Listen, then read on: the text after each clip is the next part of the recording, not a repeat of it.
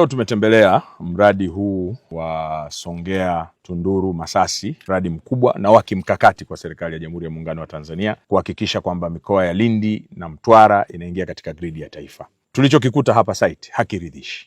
Nilikuja hapa kama miezi mitatu iliyopita, nikakuta kwamba mkandarasi tayari amedemobilize, hayupo site. Alikuwa anasema hajalipwa fedha. Tukashughulikia kupitia kwa katibu mkuu wa wizara, akalipwa bilioni 33. Lakini leo tulichokikuta site hakiendani na fedha ambayo amelipwa ya Watanzania.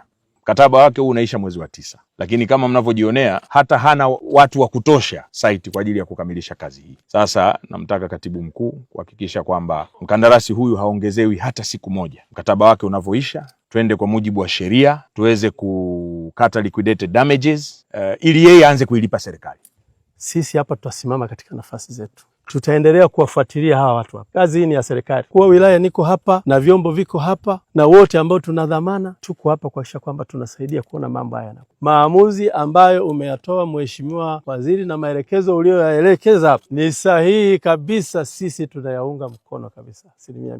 Kwa huu mradi tumeshuhudia sisi wote, ninyi waandishi wa habari mmeona kwamba hali yake sio hali nzuri. Kwa hiyo mimi nikubaliane na Mheshimiwa Waziri alichokisema, si kwa uonevu lakini kwa kufuata utaratibu, na kwa kuwa tunatamani huu mradi ukamilike ili tunufaike. Na unufaika huu mradi sio tu mkoa wa Ruvuma, ni mkoa wa Lindi na Mtwara. Kwa hiyo sasa unavyoenda kusuasua, maana yake unakwamisha wananchi wote wa mikoa hiyo.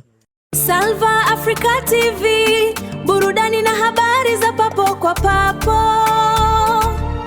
Tunapatikana YouTube, TikTok, Instagram, Facebook, mtandao X, WhatsApp.